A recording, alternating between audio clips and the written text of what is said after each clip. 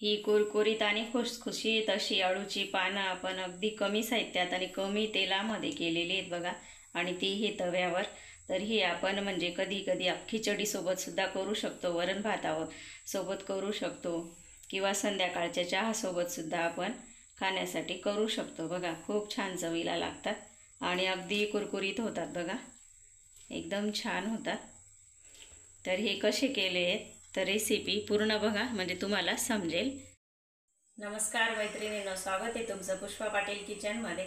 आज आपल्याला कुरकुरीत आणि खुसखुशीत अशी अळूची पानं बघायची आहे. एकदम झटपट होणारी रेसिपी आहे. साहित्य घेतलेलं आहे आपण आल्याचा तुकडा घेतलेला आहे, 5-6 लसूण पाकळ्या, 2 हिरव्या मिरच्या घेतलेल्या आहे. याच्याऐवजी तुम्ही लाल मिरची पावडरसुद्धा टाकू शकता. जिरं घेतलं आहे थोडंसं अर्धा चम्मच, आणि कोथिंबीर घेतलेली आहे. आणि इकडे पीठ भिजवताना आपल्याला लागणारे थोड्या ओवा घेतलेले आहे, हिंग घेतला आहे थोडा, हळद आहे, धना पावडर आणि गरम मसाला घेतलेला आहे. बेसन पीठ घेतलेलं आहे आपण 1 वाटी. आणि इकडे 4-5 अळूची पानं घेतलेली आहेत, ताजी एकदम छान आहे, धुवून घेतलेली आहे पानं छान, आणि पुसून घ्यायची आपल्याला. छोटंसं आता आपण वाटण तयार करून घेऊ. आधी आलं, लसूण आणि जिरं घालायचं आहे. कोथिंबीर पण मी या वाटणमध्येच घालणार आहे, आणि हिरव्या मिरच्या तुम्ही तुमच्या आवडीप्रमाणे घालू शकता, तिखट कमी जास्त. मी 2 घालते. याचं आता आपल्याला वाटण करून घ्यायचं आहे. पाणी थोडंसं वाटलं तर घाला, नाहीतर नाही घातलं तरी चालणार आहे बघा. या पद्धतीने आपण वाटण तयार करून घेतलेलं आहे. अगदीच बारीक नाही झालं तरी चालेल बघा असं. आता एका भांड्यामध्ये काढून घेऊ. याच्यामध्ये आता आपण हे मसाले घालून घेऊ, आणि बेसन पीठ टाकून घेऊ. आता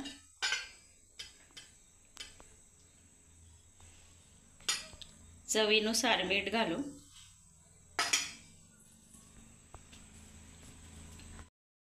आता थोडं थोडं पाणी घालून हे पीठ आपल्याला भिजवून घ्यायचं आहे.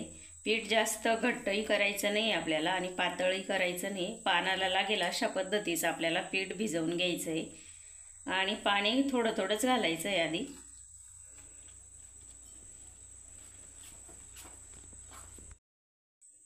अशा पद्धतीने आपल्याला पीठ भिजवून घ्यायचं आहे बघा.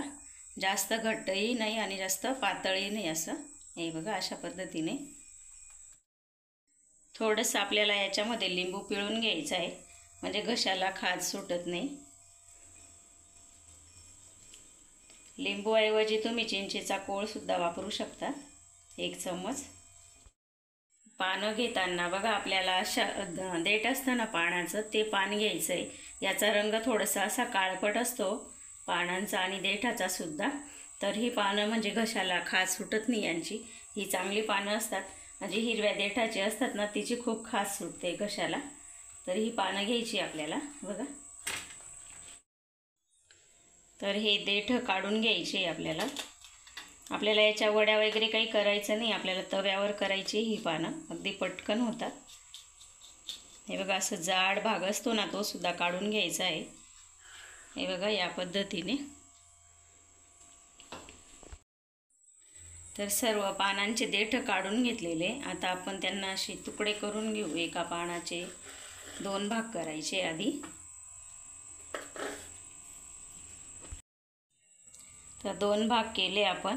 आता परत असे 2 भाग करून घ्यायचे आपल्याला.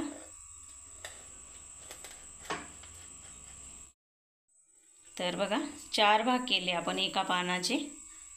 तर ह्याच पद्धतीने आपण आता सर्व पानं कापून घेऊ. पानं आपण कापून घेतलेली आहेत बघा. आता याला बेसन पिठामध्ये डीप करून आणि आपल्याला तव्यावर तळून घ्यायचे, अगदी कमी तेलामध्ये. तर इकडे तवा ठेवलेला आहे मी गरम करायला. आता थोडंसं आपल्याला तेल घालून घ्यायचं आहे. हे बघा, असं तेल घालून घ्यायचं आहे थोडंसं अगदी.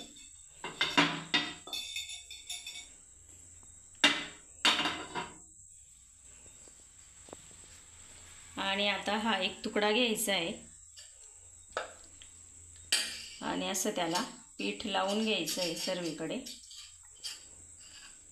हे बघा या पद्धतीने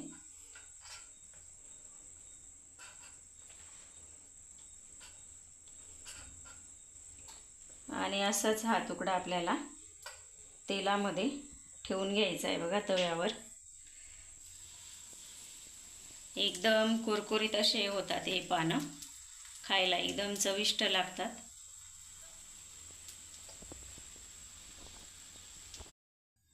दुसरं पण पान आपण त्याच पद्धतीने ठेवून घ्यायचं आहे बघा। आणि हे म्हणजे ठेवताना शिजवताना पानं आहे ना गॅस एकदम मिडियम ठेवायचा आहे, मोठा नाही ठेवायचा। म्हणजे आपले कमी गॅस ठेवला ना तर पानं छान अशी कुरकुरीत शिजतात बघा। किती छान असं पीठ लागलेलं आहे बघा। या पद्धतीने आपण ठेवून घेऊ पानं सर्व।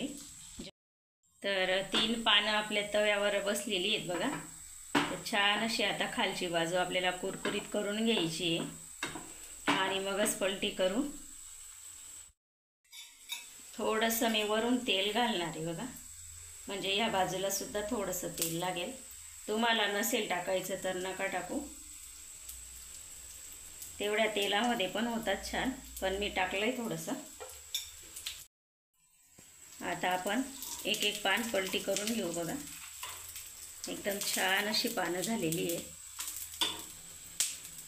हे बघा। ते छान असं कुरकुरीत झालं। तशीच आपल्याला ही खालची बाजू सुद्धा म्हणजे वरची बाजू सुद्धा कुरकुरीत करून घ्यायची आता।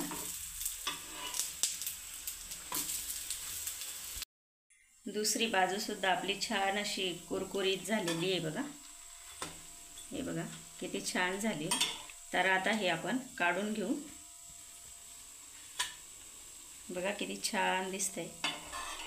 आणि आता राहिलेले सुद्धा आपण पानं असेच करून घेऊ